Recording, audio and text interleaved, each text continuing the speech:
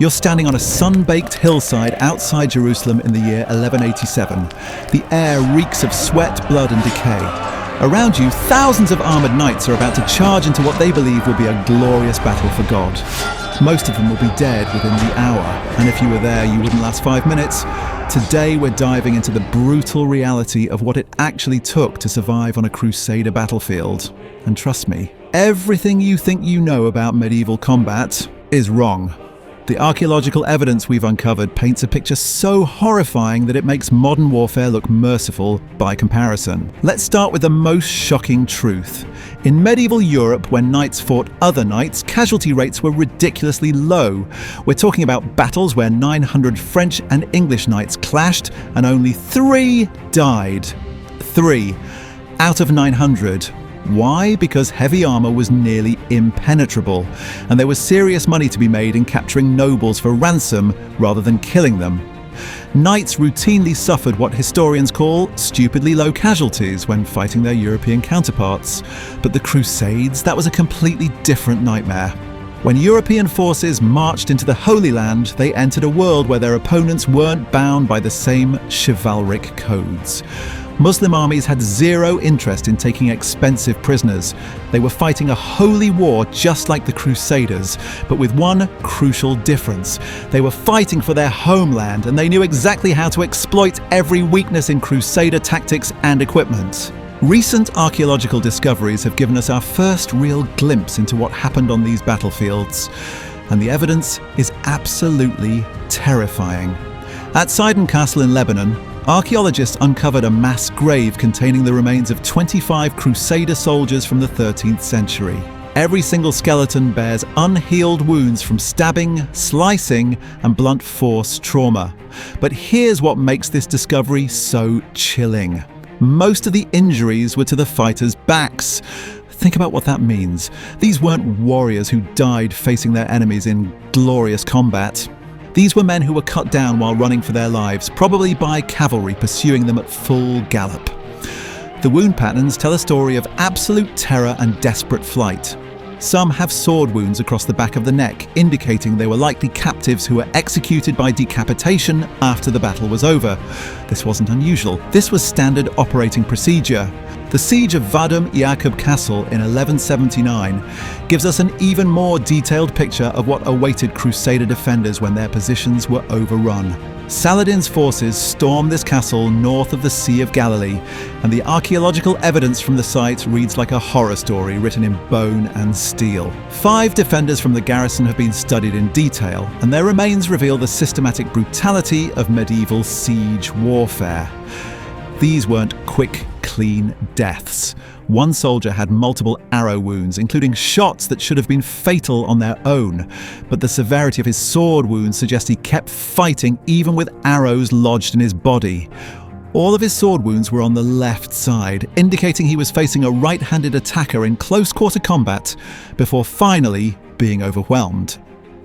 The defenders had been stripped of their armour after death and dumped together with the corpses of horses that died in the battle. This wasn't just military efficiency, it was a deliberate message about what happened to those who resisted. But even if you survived the actual fighting, your nightmare was just beginning. Disease killed more Crusader soldiers than all the battles combined, and the conditions in medieval army camps were a perfect breeding ground for every pathogen known to mankind. Picture this. Thousands of men crammed together with no understanding of hygiene whatsoever. Streets that were open sewers, no running water, dung, garbage and animal carcasses thrown into ditches and rivers, fleas, rats and mice flourishing in conditions so filthy that they created the perfect environment for infectious disease to spread like wildfire. Laboratory analysis of medieval latrines at Crusader sites has identified a horrifying catalogue of parasites and disease-causing organisms: roundworm, whipworm, fish tapeworm, beef and pork tapeworm, and multiple protozoa that cause dysentery and diarrhea. When you're already weakened by malnutrition and exhaustion, any one of these could kill you in days. Many Crusader armies were defeated not by Muslim forces, but by scurvy and starvation. They simply couldn't find adequate food and water in hostile territory, and men began dropping dead from malnutrition before they ever saw combat. The bacterial diseases that ran rampant through siege camps were especially deadly, turning what should have been temporary military positions into death traps that claimed thousands of lives. The weapons themselves were designed for maximum lethality in ways that would shock modern observers. Arrows fired from medieval longbows created entry and exit wounds in skulls that archaeologists compare to modern gunshot wounds. In one gruesome example from the Sidon excavation, researchers found evidence of an arrow that pierced the top of a warrior's right eye and exited through the back of his skull, leaving devastating wounds that would have caused instant death. But arrows were just the beginning. Medieval battlefields featured an arsenal of specialized killing tools, siege engines hurling massive stones that could crush a man instantly, spiked maces that could penetrate even the heaviest armor, war hammers designed to cave in helmets, and swords sharp enough to cleave through bone with a single blow. The archaeological record shows that medieval warriors didn't die from clean, quick attacks. They died from multiple traumatic injuries that led to agonizing deaths. One skeleton might show evidence of sword wounds, arrow impacts, and blunt force trauma, all on the same body. These men fought until they physically couldn't continue, and then they died in ways that would haunt anyone who witnessed them. And here's what makes this even more terrifying. Everything I've just described represents the lucky ones. These were the soldiers whose bodies were actually recovered and buried. For every skeleton archaeologists have found, there were dozens more whose remains were left to rot on the battlefield, picked clean by scavengers, or thrown into unmarked pits that we'll never discover. The brutal mathematics of Crusader battlefield survival weren't just about individual skill or bravery. They were about being in the right place at the right time, having the right equipment, fighting the right opponents, and getting incredibly lucky with disease, weather, supply lines, and 1,000 other factors completely beyond any individual soldier's control. So when we talk about lasting seconds on a Crusader battlefield, we're not being dramatic, we're being mathematically precise. The average medieval battle lasted somewhere between 30 minutes to 3 hours. But for individual combatants, the moment formations broke and chaos erupted, survival was measured in heartbeats, not minutes. Archaeological evidence shows that most fatal wounds occurred during the pursuit phase, when organized fighting devolved into a massacre of fleeing soldiers. Consider the psychological horror of it all. Logical. You're wearing 60 pounds of metal armor in desert heat that regularly exceeded 100 degrees Fahrenheit. The weight alone would exhaust a modern athlete within minutes. Medieval soldiers had to march for weeks in this equipment, fight in it, and somehow maintain enough strength to survive when everything went wrong. The noise would have been absolutely overwhelming. Thousands of men screaming battle cries, horses neighing in terror, metal clashing against metal, and underneath it all, the wet sounds of weapons finding their mark. Many soldiers probably went deaf from the sheer volume, losing one of their most critical senses right when they needed it most. But perhaps the most terrifying aspect was the complete unpredictability of medieval combat.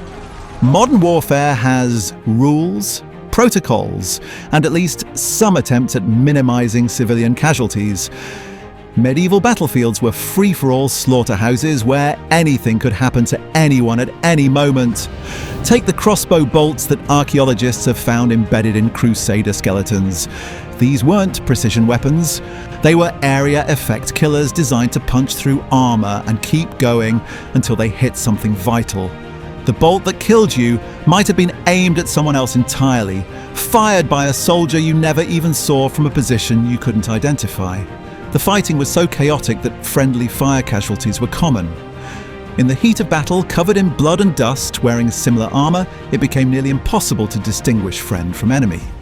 Crusader chronicles are full of accounts of knights accidentally killing their own comrades in the confusion. And if you somehow survived the initial combat, if you managed to avoid the diseases, if you weren't cut down during a retreat, you still faced the aftermath. Medieval battlefields were places where wounded men lay dying for days, calling out for water that never came. Scavengers, both human and animal, would strip the dead and leave the dying to face whatever horrors awaited them. The archaeological evidence from mass graves shows that many wounded soldiers were simply left where they fell. Some skeletons show evidence of healing from previous battles, proving that a few lucky individuals did survive multiple engagements. But for every healed wound archaeologists find, there are dozens of unhealed trauma marks that tell stories of final, fatal encounters. Here's what really drives home the impossibility of survival. Even the most elite warriors, the heavily armored knights who represented the pinnacle of medieval military technology, died in droves during the Crusades. If men who had trained their entire lives for warfare, who wore the best armor money could buy, who fought alongside equally skilled companions, couldn't reliably survive these encounters, what chance would anyone else have? The hard truth is that individual skill, courage, and preparation could only take you so far. Medieval warfare was ultimately a numbers game played with human lives, where survival often came down to pure chance. You might be the greatest swordsman who ever lived, but an arrow fired blindly into a crowd could still find the gap between your helmet and your mail coif. The Crusades lasted for nearly 200 years, and during that time, hundreds of thousands of men marched east believing they were embarking on a holy mission that would secure their place in paradise. The archaeological record tells us that most of them found only unmarked graves in foreign soil. When we look at the evidence, when we examine the bones and the wounds and the circumstances of their deaths, one thing becomes crystal clear. The medieval battlefield was humanity at its most brutal, and survival was never guaranteed, no matter who you were or how well prepared you thought you might be. So the next time someone romanticizes medieval warfare or talks about the glory of knightly combat, remember the 25 skeletons at Sidon Castle, remember the arrow wounds that look like bullet holes, remember the sword cuts across the backs of fleeing men. Remember that for all the pageantry and mythology we've built around the Crusades, the reality was far simpler and far more terrible. You wouldn't have lasted seconds. None of us would have, and that's exactly why these stories matter, because they remind us that the past wasn't a fairy tale. It was real people facing real horror, and somehow, against all odds, a few of them lived to tell the tale.